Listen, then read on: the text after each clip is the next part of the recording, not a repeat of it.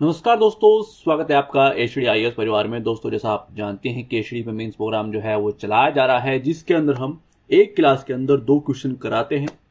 ये पीवाईक्यू है, 2023 के अंदर ये क्वेश्चन पूछे गए थे। पीवाईक्यू से हमें एक बेनिफिट होता है कि हमें पता चल जाता है जिस भी सब्जेक्ट की हम तैयारी कर रहे हैं। देखिए, भारतीय समाज के क्वेश्चन है। अब हमें पता चल जाएगा कि जिस टॉपिक से क्वेश्चन पूछे गए हैं, क्वेश्चन किस तरीके से पूछे जाते हैं। मान ली भारतीय समाज आप तैयार कर रहे हैं, पढ़ रहे हैं, तो हमें भारतीय समाज को कैसे पढ़ना चाहिए वहां से हमें एक आइडिया लग जाता है। और जो क्वेश्चन वहां से पूछे जाते हैं उनको हमें कैसे लिख लेना चाहिए वो हम आप लोगों को बताते हैं। तो हमें किसी भी सब्जेक्ट को कैसे तैयार करना है यह पता चल गया। वहां से क्वेश्चन आए तो उसका आंसर कैसे लिखना है यह भी पता चल गया।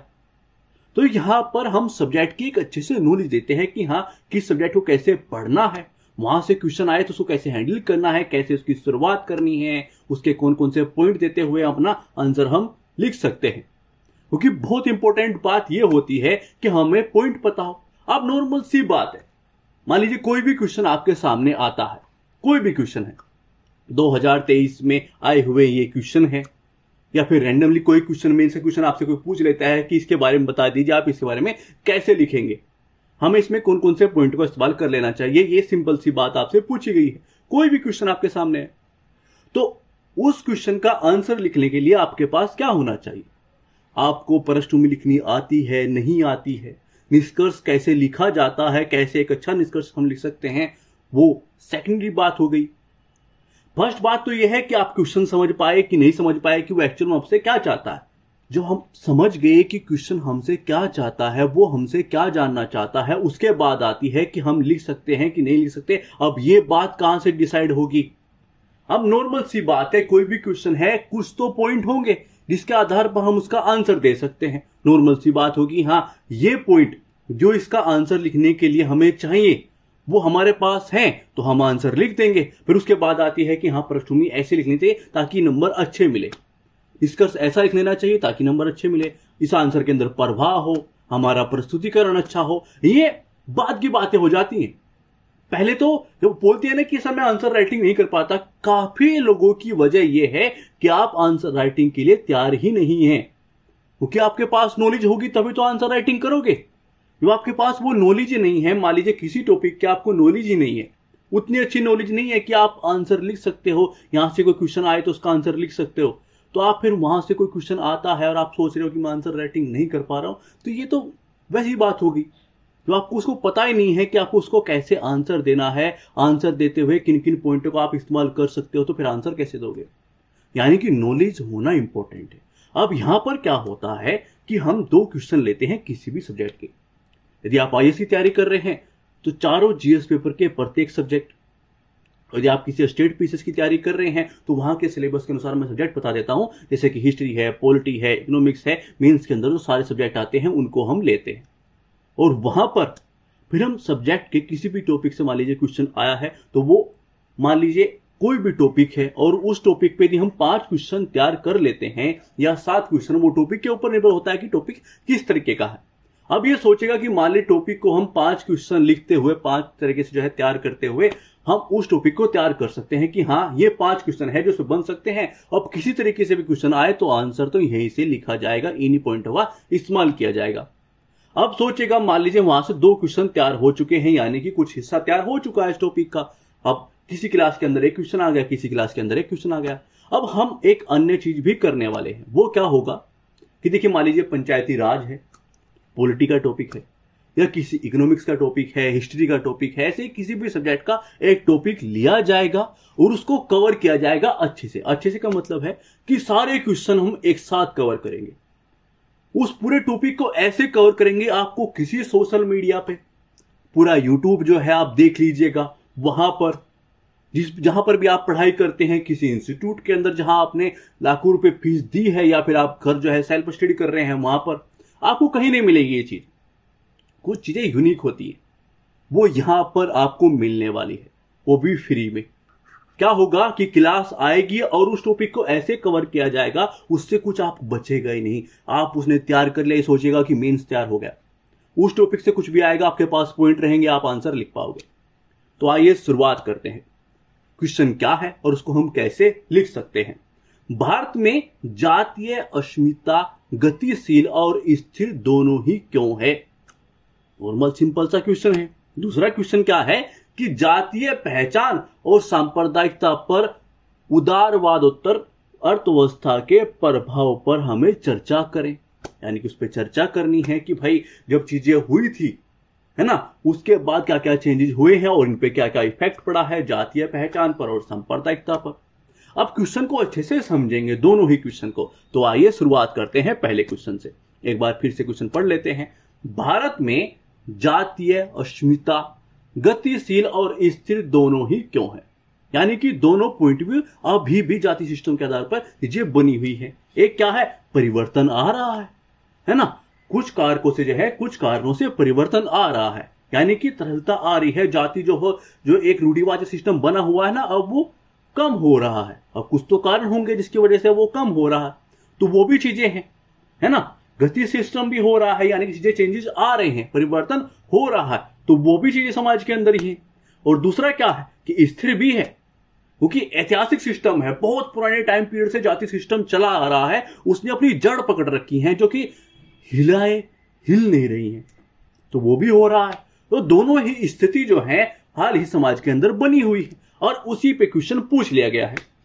अब ऐसे क्वेश्चन आते हैं। अब दोनों ही स्थिति है, दोनों के बारे में हम बात करेंगे, हम शुरुआत करेंगे, उसके बारे में हल्का सा बताएंगे, अपनी पृष्ठभूमि रखेंगे। उसके बाद हमारा क्या होगा कि हम वो कारक बताएंगे जिसकी वजह से क्या होगा कि एक कारक तो ये है जिसकी वजह से क्या हो रहा है, स्थिरता बनी हुई है, स्थिर है चीजें, है ना। जातिवाद जो अपनी जड़ें पकड़ी हुई है, ऐतिहासिक पृष्ठभूमि है, वो क्या क्या कारण है जिसकी वजह से जो है अभी भी वो चीजें हैं, और कोई चीजें सिस्टम उस आधार पर चेंजेस नहीं हो पा रहे हैं, और परिवर्तन भी आ रहा है, गतिशील सिस्टम भी है, तरलता भी आ रही है। तो वो भी आधार देखेंगे कि हाँ वो कौन कौन से पॉइंट हम दे सकते हैं जिसके आधार पर हम दिखाएं कि हाँ ये भी चीजें हो रही हैं। तो दोनों ही स्थितियां बनी हुई हैं, इसके ये कारण है, इसके ये कारण है, और फिर एक अच्छा सा निष्कर्ष लिखेंगे। हमारा पूरा क्वेश्चन जो हमसे जानना चाहता है उसके बारे में हम बात कर पाएंगे। तो आइए शुरुआत करते हैं। भारत में जातिगत पहचान में तरल और स्थिर दोनों तत्वों की विशेषताएं हैं। जाति के तरल तत्व जाति की विकसित और अनुकूलनीय प्रकृति को जो है संदर्भित करते हैं, जबकि जाति की जो स्थिर तत्व है उसकी गहरी जड़ें वाली संस्कृति और पहचान को संदर्भित करता है। यानी कि दोनों के बारे में हमसे बात कर रहा है कि हाँ ये भी चीजें हैं, क्योंकि चीजें परिवर्तन आ रहा है तो ये चीजें भी हो रही हैं, स्थिर चीजें भी हैं, वो हमें कोई परिवर्तन उतना स्तर पर नहीं दिखाई दे रहे हैं, तो जड़ें पकड़ी हुई है। तो वो उनके कौन कौन से आधार हैं, आइए उस पर बात कर लेते हैं। पहले हम किस पर बात करने वाले हैं कि भारत में जाति की पहचान निम्न कारणों से स्थिर है। वो कौन कौन से कारण हैं कि जड़ें पकड़ी हुई हैं, हिल नहीं रही हैं, तो उसके पॉइंट देते हैं कि हाँ ये हमारे पॉइंट होंगे। अब ये सोचेगा कि यही क्वेश्चन आपके सामने है। देखिए आप हजारों माले चीजें आती होंगी सोशल मीडिया पे, वहां पर सेक्शन नहीं होगा, चीजें इधर उधर भटकती रहेंगी, जो चीजें मेन चीजें है ना। अब सोचेगा कि सिलेबस है इतना बड़ा है, इतने सारे टॉपिक्स तैयार करने हैं, कुछ लोग 2000 जो है कि भाई हाँ फर्स्ट अटेम्प्ट में निकाल रहे हैं, सेकंड 2-3 अटेम्प्ट में निकाल लेते हैं, कुछ का बहुत टाइम लग जाता है, कुछ अन्य कारण भी होते हैं, मगर मैक्सिमम कारण क्या होता है कि हम एक्चुअल में जो हमें जिस आधार पर तैयारी करनी चाहिए, जिस तरह से हमें तैयारी करनी चाहिए, वो नहीं करते हैं। इधर उधर अन्य चीजों में लगे रहते हैं, व्यूज के आधार पर चीजें जज करते हैं कि ये ठीक है। हम देखते हैं कि ड्यूरेशन क्या होता है, 1-1.5 मिनट के अंदर आप देखते हो ऐसे ऐसे करके और फिर निकल जाते हो।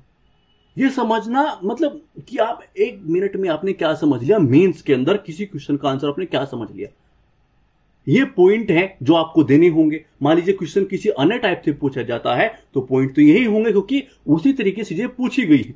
क्वेश्चन कुछ अन्य तरीके से पूछा गया है, कुछ अन्य पॉइंट भी इस्तेमाल कर सकते हैं, या फिर हो सकता है कि कुछ हिस्सा जो है अलग हो गया है, वो कोई अन्य पॉइंट यूज करने पड़ेंगे, मगर आधा हिस्सा यही है, किसी एक पॉइंट को हमें यूज करना है, तो वो पॉइंट तो हमारे पास हो जाएंगे, तो आंसर हम दे पाएंगे।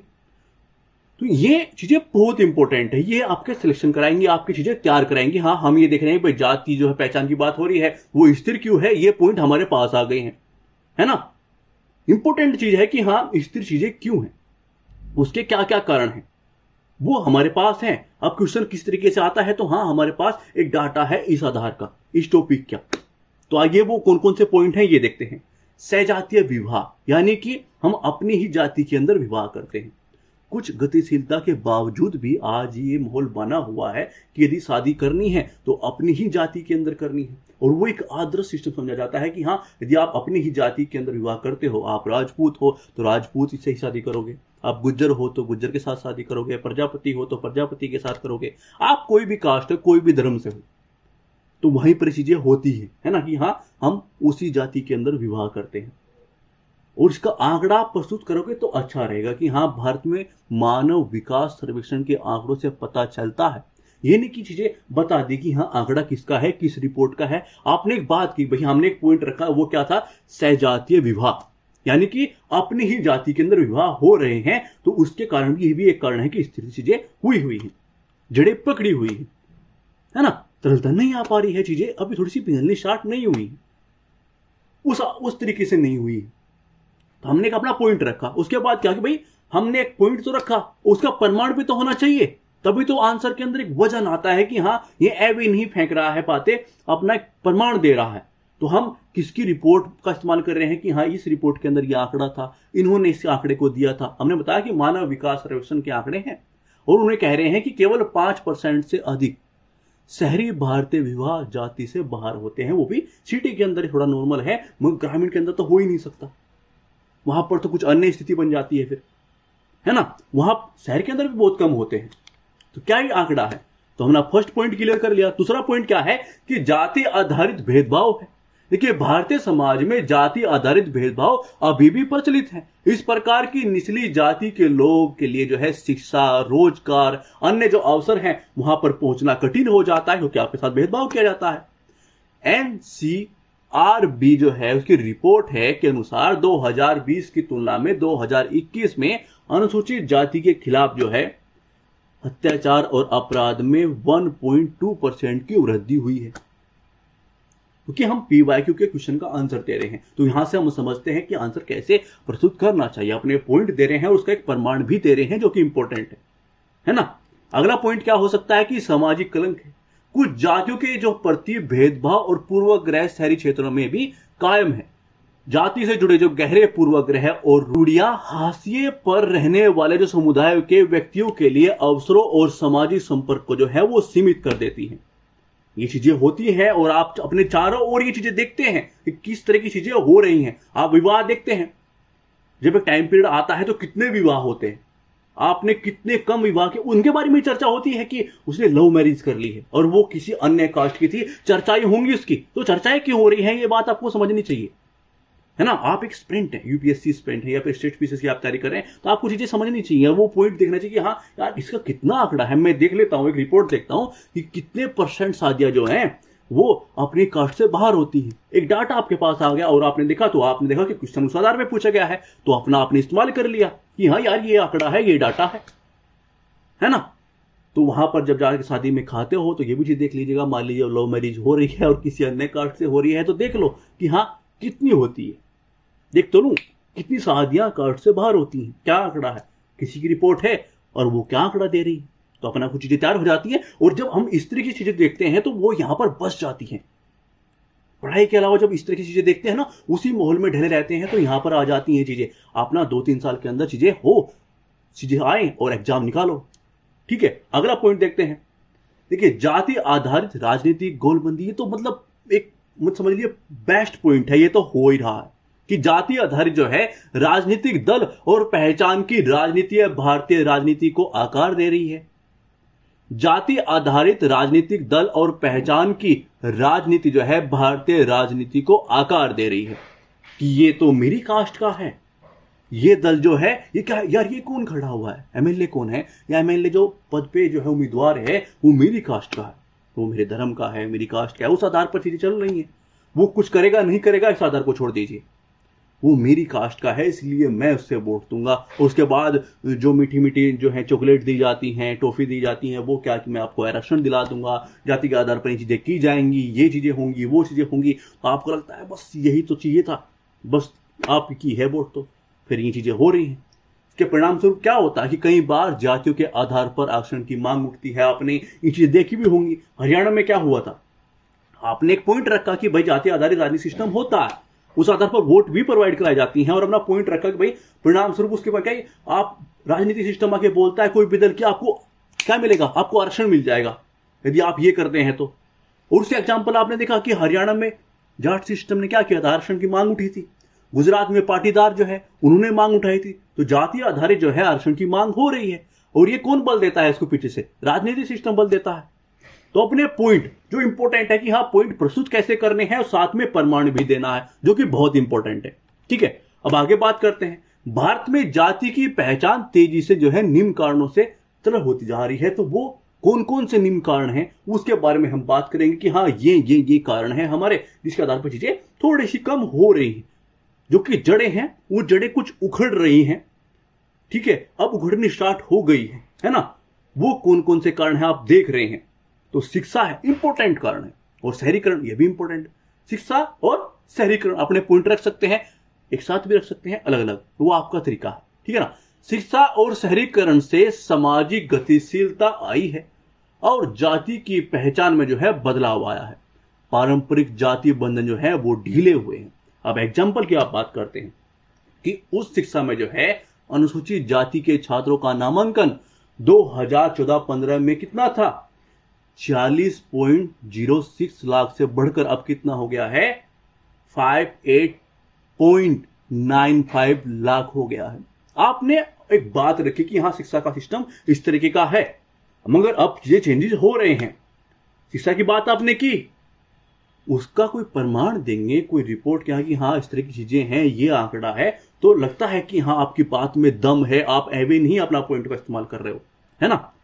संस्कृतिकरण की बात करें तो इस प्रक्रिया के माध्यम से जो है निम्न जाति और समूह ने अपनी सामाजिक स्थिति में सुधार करने के लिए उस जाति समूह के जो रीति रिवाज है, जो परंपराएं हैं, जो जीवन शैली है, उसको अपना लिया है। अब कोई चीज हम सिमिलर चीजें दिखाई दे रही हैं तो अंतर करना थोड़ा मुश्किल हो जाता है कि हम भी वही करते हैं, वो लोग भी वही करते हैं। तो कुछ टाइम बाद चीजें क्या होने लगती है कि मिलजुल होने लगता है कि यार सेम चीजें उस तरह की हैं, जैसे शादियां हम करते हैं ऐसी शादियां वो करते हैं, इस तरह की चीजें वो करते हैं उस तरह से हम करते हैं। तो सिमिलर सिस्टम जो है वो चीजों को कम करता है, कुछ जड़ें जो है वो उखेड़ देता है। अगला पॉइंट क्या है कि अंतरजातीय विवाह हो रहे हैं, है ना। हम सजातीय सिस्टम की बात की थी कि वहीं पर शादी करते हैं, बहुत ही कम आंकड़ा है जो बाहर सिस्टम है। मगर जो वो आंकड़ा है कि हाँ अपनी कास्ट से बाहर जाके जो शादियां हो रही हैं वो पॉइंट तो है, तो उसी पॉइंट का हम इस्तेमाल कर रहे हैं। किसी की शादी में खाते हुए ध्यान रखना, डांस करते हुए कि हाँ ये चीजें हो रही, क्या ये लव मैरिज है। हमें तो आदत है ना चीजें निकालने की, भाई ये शादी क्या है, अरेंज मैरिज है कि लव मैरिज है, लव मैरिज है तो कहाँ है, अपनी कास्ट में है या बाहर की कास्ट में है, ये है वो है, बहुत सारी चीजें निकालते हैं। तो ये भी देख लीजिएगा कि हाँ क्योंकि हम तैयारी कर रहे हैं तो हम उस आधार पर चीजें देखते हैं कि कितना आंकड़ा है, ये अदर कास्ट में हो रही है तो कितना आंकड़ा है, क्या आंकड़ा है, वो हमारा पॉइंट है ना। अंतरजातीय विवाह का चलन बढ़ रहा है। अभी चीजें शहरी सिस्टम में तो हो ही रहा है ना, सिटी के अंदर तो चीजें होती हैं। तो भारत मानव विकास सर्वेक्षण के अनुसार 1970 और 2012 के बीच में जो है अंतरजातीय विवाह का प्रतिशत 5% से बढ़कर 6% हो गया है। यानी कि अदर कास्ट में लव मैरिज सिस्टम बढ़ रहे हैं, लोगों को प्यार हो रहे हैं। और जिस टाइम पीरियड पे कुछ लोगों को प्यार हो जाता है वो फिर कहीं और लेके चल जाता है ना। वो बोलते हैं ना कि जिन बाज को आकाश में ऊंचाइयों पर उड़ना होता है ना, वो जो चिड़ियाएं हैं वो नीचे उड़ती हैं, तो उनका संपर्क छोड़ दीजिए, नहीं तो उनके साथ ही उड़ोगे। और ये मत समझिएगा कि लड़कियां जो है उस एंगल सिस्टम में नहीं आती हैं, आपसे अच्छी रैंक भी लेके आती हैं, आपसे अच्छा जो है वहां पर उनकी पोजीशन भी है। किसी भी लिस्ट को देख लीजिएगा, वहां पर आपको भरमार मिलेगा, और यूपीएससी के अंदर तो मिलेगी ही कि फर्स्ट रैंक पे कौन है, टॉप 100 में कौन है, और कितनी लड़कियां हैं और कितने लड़के हैं, टॉप 20 के अंदर कितनी लड़कियां हैं, ये आप देख सकते हैं। तो आपको बेवकूफ बनाया जाता है, अंदर जाके घर जाके पढ़ा जाता है। तो प्लीज रात में जो लगे रहते हो ना रील के अंदर, चैटिंग के अंदर, तो ये चीजें छोड़ दीजिए। ये देखो क्या हो रहा है ना। आगे बढ़ते हैं, सरकारी नीतियों के बारे में बात करते हैं। शिक्षा और सरकारी नौकरियों के आरक्षण जैसी जो नीतियां हैं उनसे निचली जाति के लोगों को जो है जीवन में बेहतर बनाने के लिए मदद मिलती है कि हाँ आपको थोड़ा सा मिल गया कि हाँ जिसको वही रैंक आपको मान लीजिए 100 अंक पे मिल सकती है, वो ही उनको 80 में मिल जाएगी या 85 में मिल जाएगी, तो थोड़ा सा बेनिफिट मिलता है, जिससे कि जो है हम उस पद पे पहुंच पाते हैं थोड़ा सा उनके मुकाबले कम मेहनत करके भी, है ना, कम अंक प्राप्त करके भी। तो वो उस चीज को बेहतर करती है। सामाजिक सीढ़ियों पर जो है आगे बढ़ाना थोड़ा सा आसान हो जाता है कि हाँ हम भी उस ओहदे पे हैं, हम मिलके काम करेंगे, इस देश की सेवा हम मिलके करेंगे। ठीक है, अब बात करते हैं निष्कर्ष पर। इस प्रकार भारत में जो है जाति गतिशील और स्थिर तत्व की एक जटिल परस्पर क्रिया है। जाति बाधाओं को जो है दूर करने के लिए विधायी और सैद्धांतिक उपायों के साथ साथ विभिन्न सामाजिक जागरूकता कार्यक्रम चलाए जाने चाहिए। तो हमेशा जब मैं बात करता हूं कि निष्कर्ष अपना लिखें तो पॉजिटिव लिखें। ठीक है, अगले क्वेश्चन बात करते हैं कि अगला क्वेश्चन क्या है और वो हमसे क्या डिमांड कर रहा है। क्वेश्चन, क्योंकि फर्स्ट काम क्या है, फर्स्ट काम हमारा यही है, क्वेश्चन हमारे सामने आया तो क्वेश्चन को समझो कि वो हमसे क्या चाहता है और किस अनुपात में, कहां पर, कौन कौन से पॉइंटों के तहत वो हमसे चाहता है कि अपना आंसर इस तरीके से कुछ लिख दीजिए। तो क्वेश्चन क्या है कि जातीय पहचान और क्या सांप्रदायिकता पर जो है उदारवादोत्तर, यानी कि जो चीजें हुई थी 1992 के अंदर अर्थव्यवस्था के प्रभाव पर जो है हमें चर्चा करनी है। किस पर इफेक्ट हो रहा है, जातीय पहचान पर और सांप्रदायिकता पर, है ना। तो आइए हम शुरुआत कैसे कर सकते हैं उसकी बात करते हैं। भारत में उदारवाद के बाद जो है अर्थव्यवस्था 1990 के दशक की शुरुआत उस टाइम पर हुई और आर्थिक उदारीकरण की विशेषता है कि आर्थिक क्षेत्र में इस परिवर्तन के गहरे सामाजिक राजनीतिक परिणाम हुए, जिसने जो है जातीय पहचान और सांप्रदायिकता पर जो है गतिशीलता को कई तरीकों के कारण नया आकार जो है वो दिया है। यानी कि चीजें कहां पर कनेक्ट हो गई, एक प्रभाव देने की बात होती है, कनेक्ट हो गई कि जिन पॉइंट अब आने वाले हैं, किसकी हम बात करने वाले हैं, प्रभाव की बात करने वाले हैं, किस चीज के ऊपर, जातीय पहचान के ऊपर और सांप्रदायिकता के ऊपर, कि हाँ किस तरह के इफेक्ट पड़े हैं। तो वहां पर चीजें कनेक्ट होगी कि उन्होंने नया आकार उनको दिया है, इफेक्ट पड़े हैं। तो उसके बाद हम कर रहे हैं। अब कोई इफेक्ट हुआ है तो वो दो तरीके से, पहला क्या कि सकारात्मक हुए होंगे और नकारात्मक, दोनों ही आधार पर चीजों पर जो है उसको प्रभावित किया होगा, है ना। सही तरीके से भी किया होगा और गलत तरीके से भी, यानी कि सकारात्मक इफेक्ट भी हुए होंगे और नकारात्मक भी हुए होंगे। और वो दोनों की बात है, दोनों किसकी, जातीय की भी और सांप्रदायिकता की भी। तो दोनों पर चीजें हम देखेंगे कि ये सकारात्मक इफेक्ट है और ये नकारात्मक इफेक्ट है। आइए उसके बारे में बात करते हैं। पहले हम बात करेंगे जातीय पहचान पर वो जो इफेक्ट हुए हैं, वो जो प्रभाव है, वो सकारात्मक वो कौन कौन से हैं और नकारात्मक वो कौन कौन से हैं। तो हमारे पास पॉइंट होंगे तो आसान हो जाएगा, उनको लगेगा कि हाँ यहाँ कोई वाकई चीजें लिखी गई है, हमारे पॉइंट भी इस्तेमाल किए गए हैं, चीजों को बांटा अच्छे तरीके से गया है, प्रभाव अच्छे तरीके से दिखाया गया है। तो आइए बात करते हैं सकारात्मक इफेक्ट की। सांस्कृतिक विनियमन, यानी कि उदारवाद के बाद जो है अर्थव्यवस्था ने व्यापार, पर्यटन और कनेक्टिविटी में वृद्धि के कारण अधिक सांस्कृतिक विनियमन की सुविधा प्रदान की, जिससे जो है अंतर सांस्कृतिक समझ बढ़ी। अगला पॉइंट क्या है, उद्यमिता और क्षेत्रीय पहचान, यानी कि आर्थिक उदारीकरण ने जो है उद्यमिता को प्रोत्साहित किया, जिससे जो है विशिष्ट जातीय पहचान वाले क्षेत्रों को अपने अद्वितीय उत्पादों और परंपरा को बढ़ावा देने की अनुमति मिली। तीसरा पॉइंट हमारा क्या हो सकता है सकारात्मकता में, कि आर्थिक जो है सशक्तिकरण, आर्थिक अवसरों तक जो है पहुंच में वृद्धि ने विभिन्न जातीय और पृष्ठभूमि के व्यक्तियों को जो है अपनी सामाजिक और आर्थिक स्थिति में सुधार करने की जो है वो अनुमति दी कि हाँ आप भी वहां पर चीजें कर सकते हो, उस स्तर पर पहुंच सकते हो। हेल्प मिली उस चीज की, अवसर मिले।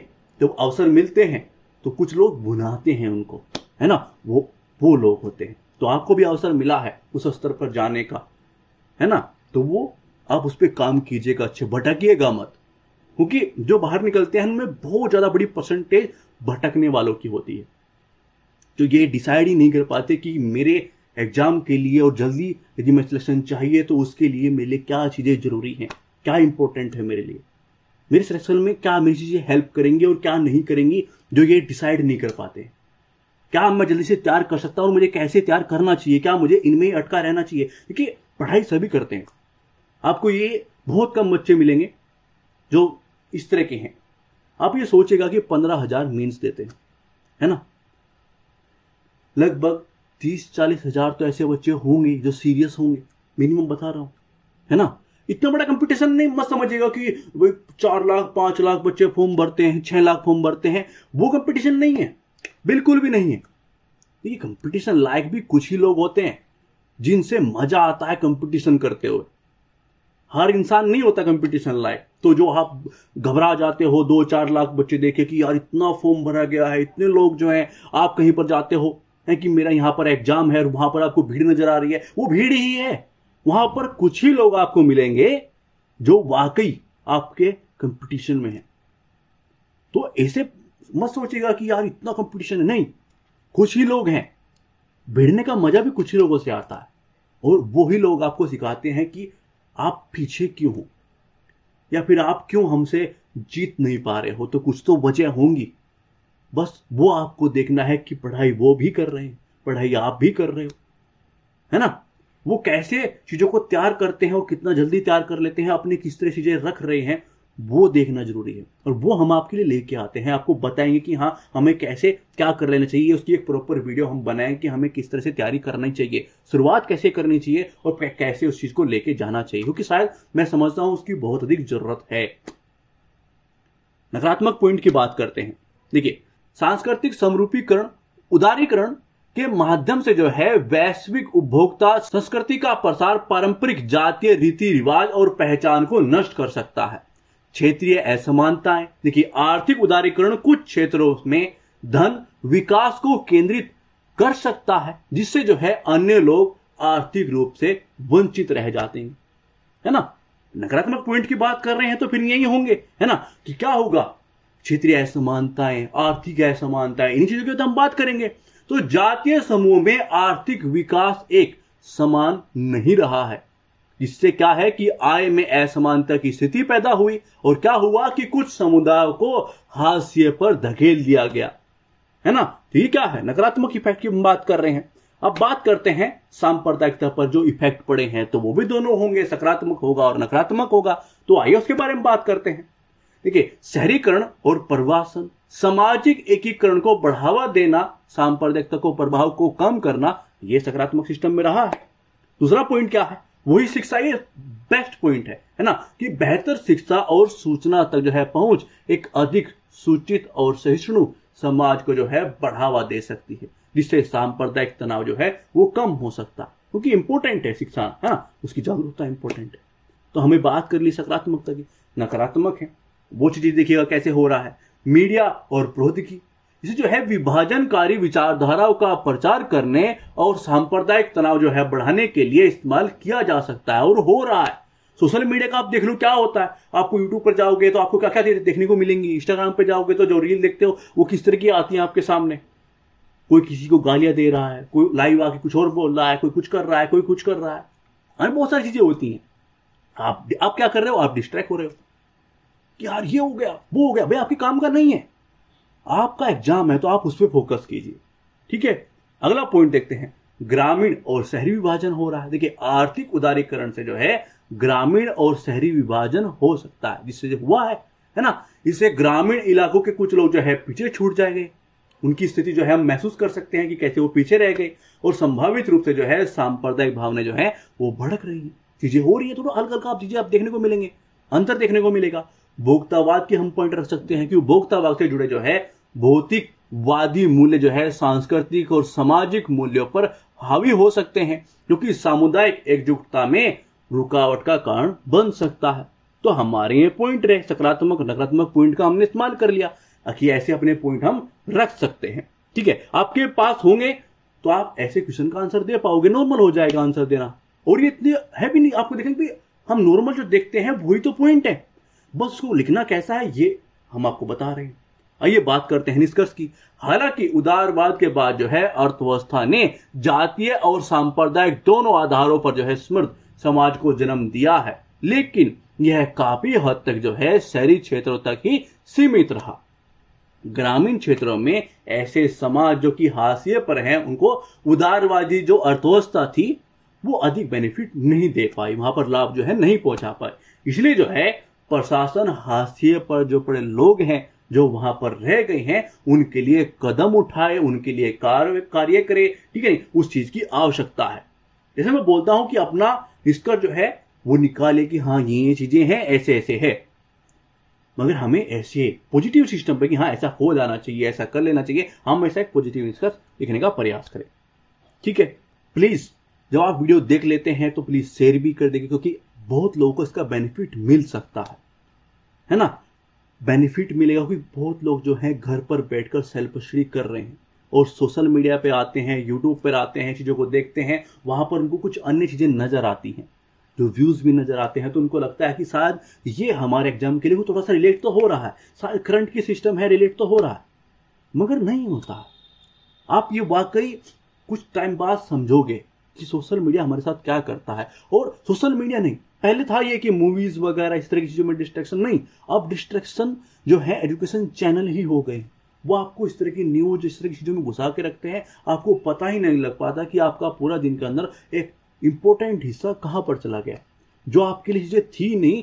आपको कुछ टाइम बाद ये रियलाइज होगा, पूरी वीडियो देखने के बाद आप 1-2 घंटे के अंदर ये बात सोचेंगे कि मैंने 10-15 मिनट के अंदर या 10 मिनट के अंदर, 8 मिनट के अंदर वो वीडियो देखी, उसका यूज क्या है, मेंस के अंदर, प्रीलिम्स के अंदर कहां यूज है। आप ये सोच के देखिएगा कि आपने 10 दिन पहले, 20 दिन पहले कुछ वीडियो देखी होंगी जिनके अंदर बहुत सारे व्यूज भी होते हैं, शायद उस आधार पर चीजें जज भी होती होंगी, तो आप देखोगे कि वो हमारे एग्जाम के अंदर रिलेट ही नहीं। बस क्योंकि उनको भी पता है कि इन्हीं चीजों पर व्यूज आएंगे तो वो बनाते हैं। आप मत वहां पर घुसो। मैं ये नहीं कह रहा हूं कि यहीं पर आना है जहां पर आपके एग्जाम में आपकी राह को आसान बनाया जा रहा है, आपके एग्जाम में कि हाँ आप उसे निकाल सको, उसकी जो राह है वो आसान हो रही है, वहां पर जाइए, वो चीजें देखिए। ठीक है, थैंक्स फॉर वॉचिंग, धन्यवाद।